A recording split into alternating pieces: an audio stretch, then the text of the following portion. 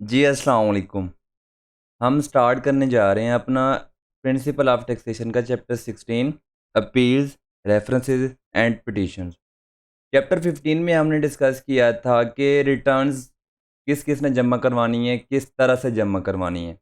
फिर हमने उसमें डिस्कस किया था कि वो असेसमेंट क्या होती है, सेल्फ असेसमेंट डिस्कस की थी, अमेंडमेंट ऑफ असेसमेंट हमने डिस्कस की थी एंड बेस्ट जजमेंट असेसमेंट हमने डिस्कस की थी। फिर हमने कहा था कि हम रिकॉर्ड्स कौन कौन से टैक्स पेयर ने मेंटेन करने हैं एंड उनका ऑडिट किस तरह से एफबीआर वाले कर सकते हैं। हमने असेसमेंट्स के अंदर पढ़ा था कि जब भी कमिश्नर बेस्ट जजमेंट असेसमेंट देगा तो वो उस असेसमेंट के अंदर अमाउंट बताएगा इनकम की, लायबिलिटी की, जो टैक्स पे हो चुका है, जो अभी रिमेनिंग ड्यू है, और साथ में वो ये भी बताएगा कि इस असेसमेंट के अगेंस्ट टैक्स पेयर के पास अथॉरिटी है कि उसने वो इतने दिन के अंदर अपील कर सकता है।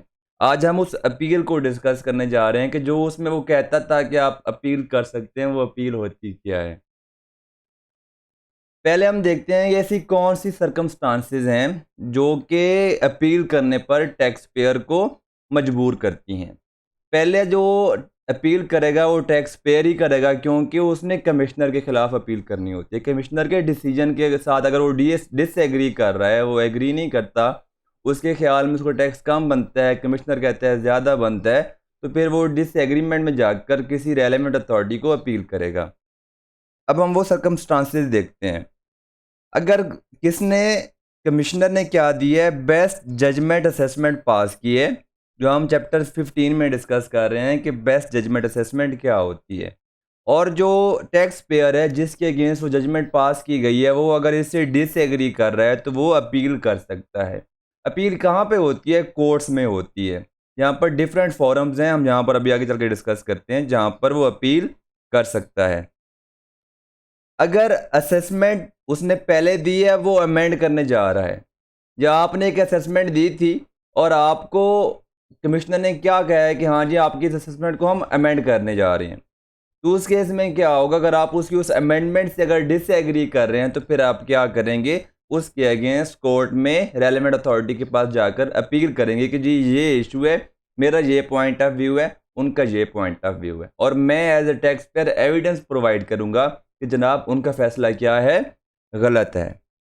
फिर an order holding an individual personally liable.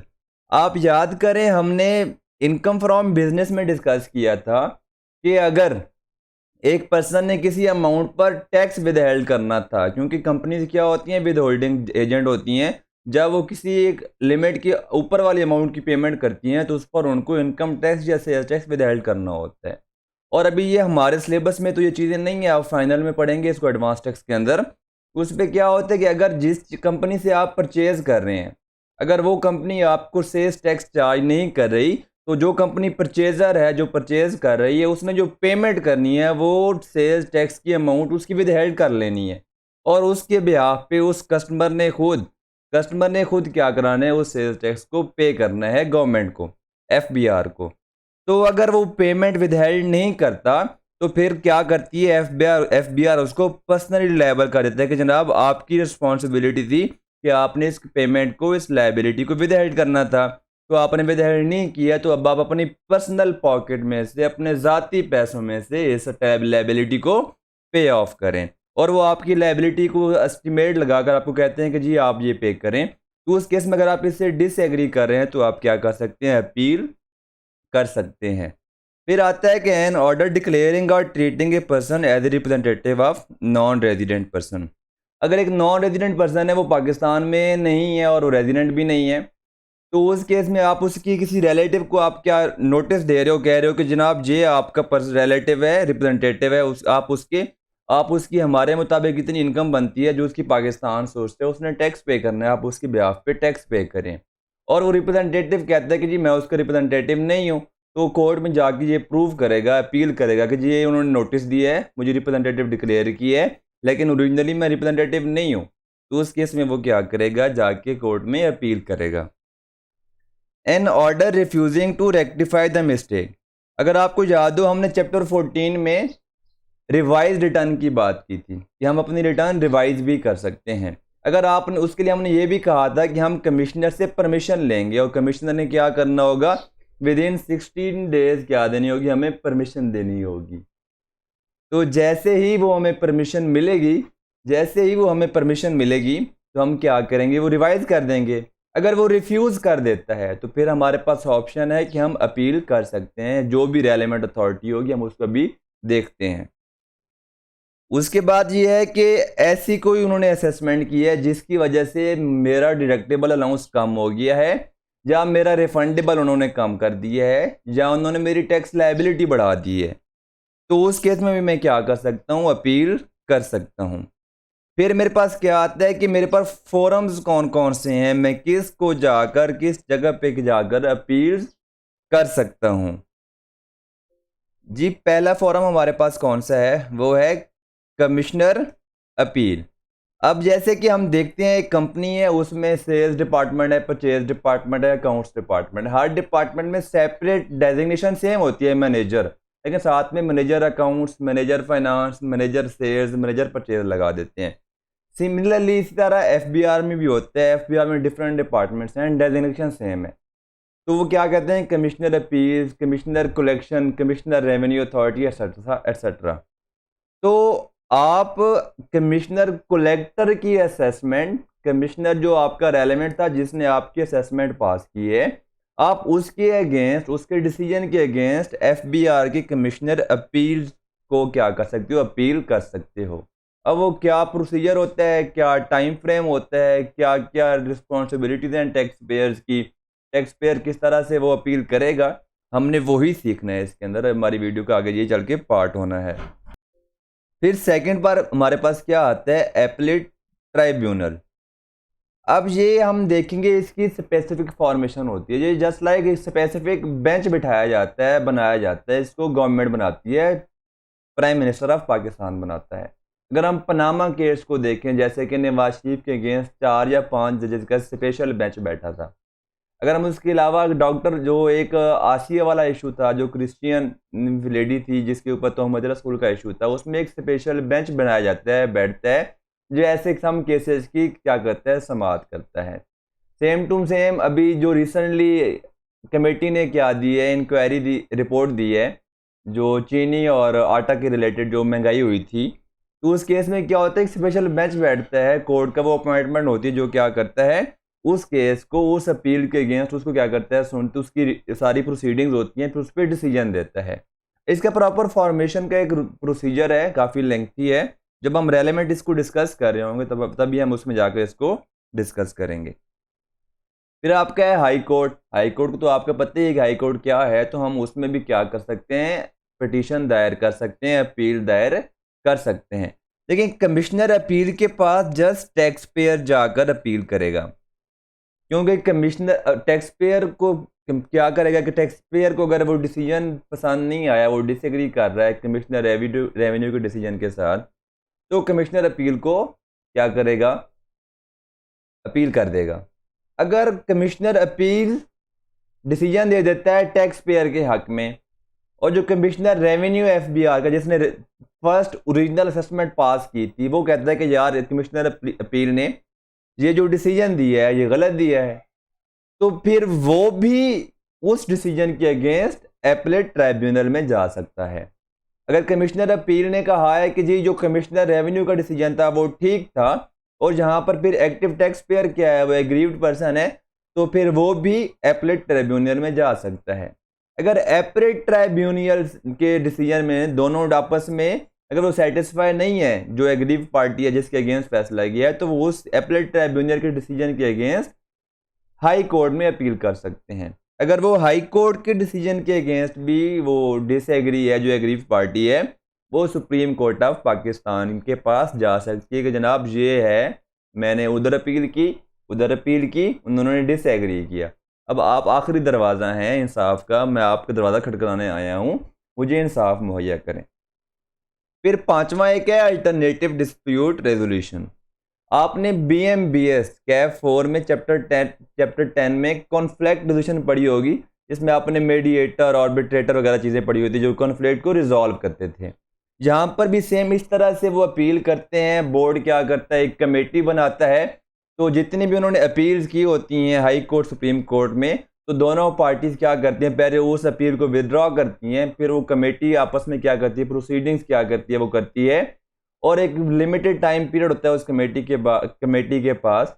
उस कमेटी में एक दो बंदे होते हैं एफबीआर की तरफ से, जो एफबीआर नॉमिनेट करती है, और एक दो बंदे जो एक टैक्स पेयर होता है वो नॉमिनेट करता है। उनका एक प्रोसीजर है बनने का, उसकी प्रोसीडिंग्स का, उसके डिसीजन का, वो हम आगे चल के डिस्कस करते हैं सारों को वन बाई वन। ये सबसे पहले हमारे पास है अपील टू द कमिश्नर। पहले हम देखते हैं कि हमने अपील किस तरह से करनी है। Any person who is aggrieved by an order passed by the commissioner और टैक्सेशन ऑफिसर। अब कमिश्नर का ऑर्डर भी हो सकते हैं और टैक्सेशन ऑफिसर मतलब यह है कि इंस्पेक्टर भी हो सकता है एफबीआर का। कमिश्नर बहुत अच्छा खासा बड़े लेवल का ऑफिसर होता है, 17th 18th स्केल का ऑफिसर होता है। इंस्पेक्टर का 16 या 14 स्केल का ऑफिसर होता है एफबीआर का। तो वो कमिश्नर अपील्स के क्या सामने अपनी पिटीशन दायर कर सकते हैं, अपील दायर कर सकते हैं। अब वो जो अपील होगी वो प्रिस्क्राइब्ड फॉर्म में होगी, verified in the prescribed manner होगी, और साथ में उसने फीस भी सबमिट करवानी है। और जिस ग्राउंड्स की बेसिस पे वो अप्लाई कर रहा है वो समझ रहा है कि जी मेरा ओपिनियन ये है। अब ओपिनियन किस तरह से हो सकता है, उसने इनकम टैक्स ऑर्डिनेंस का या इनकम टैक्स लॉज का या रूल्स का वो सेक्शंस मेंशन करने हैं जिसकी बिहाफ पे लगता है कि मैंने इन सेक्शंस की बिहाफ पर डिसीजन लिया है, तो मेरा ये डिसीजन ठीक है। तो उसने स्पेसिफिक ग्राउंड्स मेंशन करनी है अपनी अपील के अंदर। अब वो फीस कितनी होगी, अगर वो अपील कर रहा है असेसमेंट ऑर्डर के अगेंस्ट, तो फिर फीस होगी 1000 रुपये, चाहे कंपनी है, चाहे इंडिविजुअल है, चाहे एओपी है। अगर वो अपील कर रहा है असेसमेंट ऑर्डर नहीं है, कोई और इशू है, कोई ऑर्डर पास किया है एफबीआर ने या कमिश्नर ने और उसके अगेंस्ट जा रहा है अपील करने, तो उस केस में कंपनी की तो 1000 रुपये फीस होगी, लेकिन एओपी और इंडिविजुअल की 200 रुपये फीस होगी। No appeal shall be filed if the tax payer has not paid tax due. जी इसका क्या मतलब है, जो कमिश्नर ने असेसमेंट में कहा, बेस्ट जजमेंट असेसमेंट में, कि तैफूर साहब आपने 10 लाख रुपए टैक्स पे करना है। मैं कहता हूँ यार मेरा तो 1.5 लाख भी नहीं बनता, आप 10 लाख कह रहे हो, मैं आपके अगेंस्ट कोर्ट में जा रहा हूँ। तो कोर्ट यहाँ पर वो लॉ में क्या कह रहे हैं कि बेशक आप कोर्ट में जाएं, कोर्ट में जाने से पहले आपको 10 लाख रुपए टैक्स जो लायबिलिटी है वो जमा करवानी पड़ेगी, उसके बाद ही आप कोर्ट में जा सकते हो। तो बेशक बाद में अगर मेरे हक में फैसला आता है तो मैं रिफंड क्लेम कर सकता हूँ, और जो कि आसानी से रिफंड नहीं होता। आप देखते भी रहते होंगे कि हड़तालें हो रही होती हैं, स्ट्राइक्स हो रही होती हैं, कंपनियां क्या कहती हैं, रिफंड्स क्लेम करती हैं। अभी रिसेंटली कोरोना के केस में आकर कोई इमरान खान ने अनाउंसमेंट किया कि हम इतना रिफंड दे रहे हैं, क्योंकि गवर्नमेंट को पैसे देने तो वो ले लेती है, लेकिन गवर्नमेंट से पैसे वापस लेना बहुत मुश्किल काम है। अच्छा जी, ये रेलेवेंट एक बात थी, मैं आपको बता दी। The appeal should be filed where the appeal relates to an order of assessment or penalty. तो फिर आपने जो ऑर्डर पे जो डेट मेंशन होगी, आपने उससे 30 दिन के अंदर क्या करना है, अपील फाइल करनी है। अगर 30 दिन पूरे हो जाते हैं तो फिर आप उसके अगेंस्ट फाइल नहीं कर सकते। जो आपको पेनल्टी या उन्होंने टैक्स की अमाउंट पेएबल बता दी वो आपने पे करनी ही करनी है। आपके पास जो अपील का राइट था वो ख़त्म हो जाता है। अगर उसके अलावा कोई इशू है तो in any other case within 30 days of the service of intimation of order against which appeal is to be filed. मतलब दोनों केसेस में क्या है, 30 दिन का ही टाइम है, 30 दिन का ही ऑप्शन है। कमिश्नर अगर चाहे तो वो बाद में लेट एप्लीकेशन को भी सबमिट कर सकते हैं, लेकिन उसके पास क्या होनी चाहिए, एप्लीकेंट के पास, टैक्स पेयर के पास, जो एग्रीव्ड पार्टी है उसके पास कोई रीजनेबल ग्राउंड होनी चाहिए जिसकी बेस पे वो क्या कर रहा हो, वो रिक्वेस्ट कर रहा हो कि जनाब मेरी इस रीज़न की वजह से एप्लीकेशन डिले हो गई है, काइंडली इसको आप एक्सेप्ट कर लें। ये एप्लीकेशन अभी हम इसी में कंटिन्यू कर रहे हैं। अभी हमने पहले कहा था कि मैं किस तरह से अपील फाइल करूंगा, एलिजिबिलिटी क्या है, क्या प्रोसीजर है, मुझे जो मतलब मैंने क्या उसमें देखा, विद इन 30 डेज मैंने सबमिट करवानी है। जो भी प्रिस्क्राइब स्पेसिफाइड डॉक्यूमेंट्स हैं, जो रिक्वायरमेंट्स हो, मैंने वो फुलफिल करनी है। साथ में मैंने फ़ीस अटैच करनी है कि मैंने पे की है। और उसके अलावा जो जिस असेसमेंट ऑर्डर, जिस ऑर्डर के अगेंस्ट मैं अपील करने जा रहा हूँ, अगर उस असेसमेंट ऑर्डर के अंदर कोई टैक्स लायबिलिटी थी मेरे पर, उन्होंने डिक्लेयर किया, तो मैंने पहले वो पे करनी है, उसके बाद मैं अपील करूंगा। अब अपील हो गई, उसके बाद क्या होगा, प्रोसीजर्स क्या हैं, उसकी सारी प्रोसीडिंग्स किस तरह से होंगी, वो किस तरह से केस चलेगा और डिसीजन किस तरह से आएगा, अभी वो देखते हैं। कमिश्नर क्या करेगा, अपील्स नोटिस देगा हियरिंग का कि जनाब आए, कमिश्नर को भी और एप्लेंट को भी, जिस कमिश्नर के अगेंस्ट एप्लीकेशन है, जिसके डिसीजन के अगेंस्ट अपील है। अगर कमिश्नर अकरम भाई थे, उन्होंने कहा है कि जी असलम भाई ने 50 लाख रुपए उनकी टैक्स लायबिलिटी बनती है, और असलम भाई ने क्या किया, अपील कर दी, तो अब कोर्ट क्या, कमिश्नर अपील क्या करेगा, असलम और अकरम दोनों को बुलाएगा, जनाब आए, आपकी इस दिन पे हायरिंग है, आपकी हियरिंग होगी, आप अपने अपने जो भी बयान आते हैं सबूतों के साथ आगे जमा करवाएं। Where in a particular case the commissioner is of the opinion that the recovery of tax, जो असेसमेंट ऑर्डर, जिस ऑर्डर के अगेंस्ट मैंने अपील की है, अगर कमिश्नर अपील्स को लगता है कि वो टैक्स लायबिलिटी अगर तैफूर पे करे तो इसके लिए काफ़ी बर्डन है, मुश्किल है, तो इसलिए उसको नहीं, हम इसको थोड़ी सी रिलैक्सेशन दे देते हैं, इसको स्टे ऑर्डर दे देते हैं। स्टे मतलब क्या है कि जब तक इस डिसीजन का फर्दर टाइम भी मेंशन कर देते हैं कि 25 दिन तक ये स्टे है, इसके तब इस तक आप इससे टैक्स की रिकवरी नहीं कर सकते। अब यहाँ पर वो टाइम पीरियड भी मेंशन है, उसको लग रहा है कि हाँ जी ये इसको मसला होगा, अनड्यू हार्डशिप हो गया कि टैक्स पे इसको सबमिट करवाए, तो फिर क्या कर सकता है, वो स्टे कर सकता है such tax.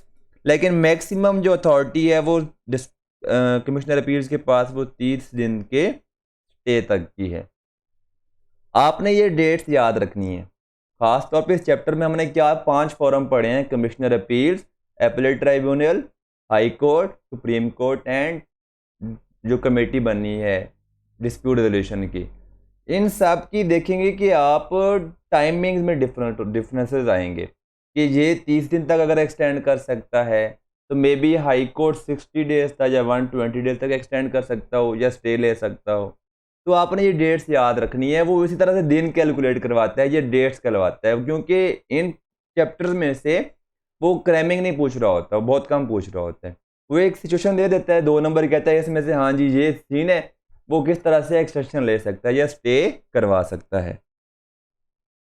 Commissioner after opportunity of being heard to the commissioner against whose order appeal has been made may stay the recovery of such tax for further period of 30 days. अगर वो चाहे, लेकिन उसके लिए क्या करेगा, पहले कमिश्नर जिसके अगेंस्ट अपील है उसको अपॉर्चुनिटी देगा कि जनाब आए, आप अपने बयानात जो भी आपके ख्याल आते हैं उनका इजहार कर लें, उसके बाद हम क्या करेंगे, इसको फर्दर वो 30 दिन तक के लिए क्या कर सकता है, स्टे एक्सटेंड कर सकता है।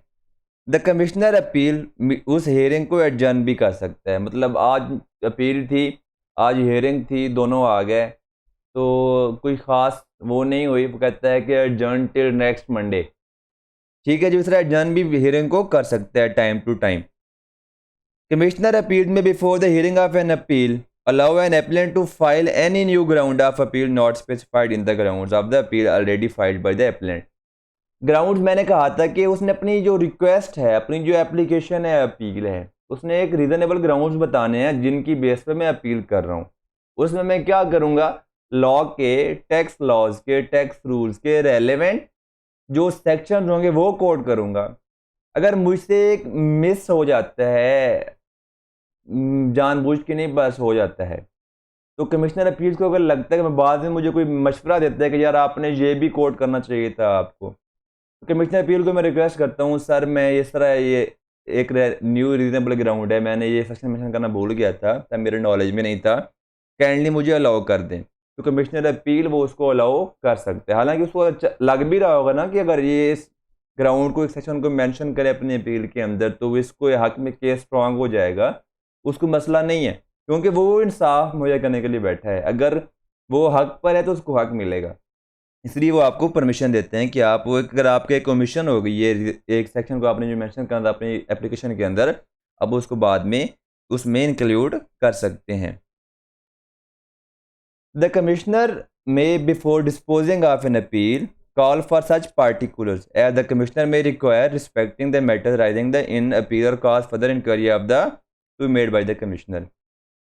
अब कमिश्नर जो पहला था उसने अगर एक असेसमेंट दी है तो उसने कुछ डॉक्यूमेंट्स, कुछ डाटा, कुछ इंफॉर्मेशन की बेस पर दी होगी असेसमेंट।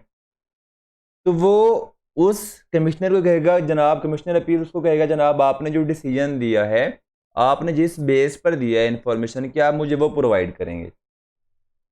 और वो टैक्स पेयर से कहेगा जिसने उसके अगेंस्ट अपील की है, जनाब आपकी जो एविडेंसेस हैं, जो आपको लगता है कि आपके मुताबिक ये गलत है, आपके मुताबिक ये होना चाहिए था, आप वो चीज़ें मुझे प्रोवाइड करें। तो फिर कमिश्नर अपील दोनों के एविडेंसेस को देखेगा, वेरीफाई करेगा। मे बी वो एक किसी थर्ड कमिश्नर को कहेगी कि आप इन चीज़ों को इस तरह से चेक करके मुझे बताएं। किसी को पॉइंट भी कर सकता है। तो उस जैसे कि आपकी जो जीआईटी कमेटियां बन जाती हैं, कोर्ट बना देता है उस केस में फर्दर इन्वेस्टिगेशन के लिए, तो इस केस में भी पॉसिबल हो सकता है। अगर ऐसा कोई डॉक्यूमेंट टैक्स पेयर प्रोवाइड कर रहा है आज कमिश्नर अपील्स के सामने, जो कि उसने कमिश्नर जो उसकी जिसने उसके अगेंस्ट असेसमेंट दी है उसके सामने पेश नहीं किया था, तो कमिश्नर उसको एडमिट नहीं करेगा। लेकिन commissioner is satisfied that appellant was prevented by sufficient cause, उस केस में वो उसको सबमिट या एडमिट करेगा। अब डिसीजन, सारी प्रोसीडिंग्स हो गई, हियरिंग हो गई, अब डिसीजन किस तरह से देना है, कितने टाइम पीरियड के अंदर देना है। In disposing of an appeal the commissioner appeals may make an order to confirm, modify or annul the assessment order after examining such evidence. अब वो उसको कंफर्म कर सकता है। अब जो मतलब वो कह सकता है कि जो जो मेरे डिपार्टमेंट के कमिश्नर ने जो पहला ऑर्डर दिया था उसके साथ मैं एग्री करता हूँ, वो कंफर्म्ड है, उसमें कोई गलती नहीं है। जो टैक्स पेयर ने, जो इंडिविजुअल ने, एग्रीव्ड पार्टी ने जो केस किया है, एग्रीव्ड पर्सन ने जो केस किया है, उसको मैं खारिज करता हूँ। वो उसको मॉडिफाई कर सकता है। वो कहता है कि जनाब ये जो उन्होंने कहा है कि जी 10 लाख टैक्स लायबिलिटी है, नहीं 10 लाख नहीं है, 7 लाख रुपए है, वो मॉडिफाई कर सकता है। अगर वो कहते हैं कि जनाब 10 लाख नहीं है, 1 रुपए भी नहीं है, वो उसको कैंसिल भी कर सकता है। तो वो किसकी बेस पे करेगा? वो करेगा जो मैंने एविडेंस प्रोवाइड किए होंगे, जो पार्टिकुलर्स कमिश्नर ने प्रोवाइड किए होंगे कमिश्नर अपील्स को। अगर वो असेसमेंट का केस नहीं था, कोई और केस था, तो उस केस में जो कमिश्नर अपील को बेहतर लगेगा वो उस तरह से डिसीजन दे सकता है। कमिश्नर जो अपील है shall not increase the amount of any assessment order or decrease the amount of any refund. Assessment order में टैक्स लायबिलिटी उन्होंने कही होगी या टैक्स रिफंड होगा, वो डिक्रीज या इंक्रीज किस तरह से नहीं करेगा। हालांकि जब तक उसको reasonable opportunity of showing cause against such increase या decrease as make the as the case may be, जब तक उसको एक रीजनेबल अपॉर्चुनिटी प्रोवाइड नहीं की जाएगी रेलेवेंट एविडेंस को प्रोवाइड करने की। Where as result of an appeal any change is made in assessment of an association of person, AOP. जब ऐसी कोई अपील है, अगर एओपी ने अपील की है और एओपी की अपील के रिजल्ट में कोई चेंज आ रही है, जो ऑर्डर है कमिश्नर अपील का वो मॉडिफाई करने का है, तो उस केस में क्या करना है कि कमिश्नर अपील क्या करेगा, रेलेवेंट कमिश्नर को ऑथोराइज करेगा कि वो उसके डिसीजन के मुताबिक असेसमेंट ऑर्डर को क्या करे। सेक्शन 122 हमने क्या पढ़ा था, चैप्टर 14 जो हमने लास्ट पढ़ा था, चैप्टर 15 पढ़ा था असेसमेंट, उसमें हमने अमेंडेड असेसमेंट पढ़ी थी कि जो अपील्स कमिश्नर है वो क्या करेगा, डायरेक्शन देगा, जो कहेगा, ऑर्डर देगा कमिश्नर को कि जनाब आप इस असेसमेंट को अंडर सेक्शन 122 जो हमने अमेंडेड असेसमेंट पढ़ा था के अंदर अमेंड कर दें। ये आपका क्या था, डिसीजन था। As soon as practicable after deciding an appeal commissioner appeal shall serve his order on to the appellant and the commissioner. जैसे ही वो डिसीजन करेगा वो उसका डिसीजन ऑर्डर एप्लीकेंट जो एग्रीड पार्टी थी उसको भी देगा, भिजवाएगा, और जो रेलेवेंट कमिश्नर था जिसकी असेसमेंट की अगेंस्ट अपील की गई थी उसको भी भिजवा देगा।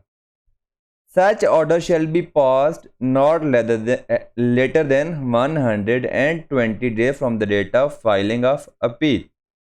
इसका मतलब क्या हुआ कि कमिश्नर अपील ने अपने पास आने वाली हर अपील का 120 दिन के अंदर डिसीजन करके ऑर्डर पास करना है।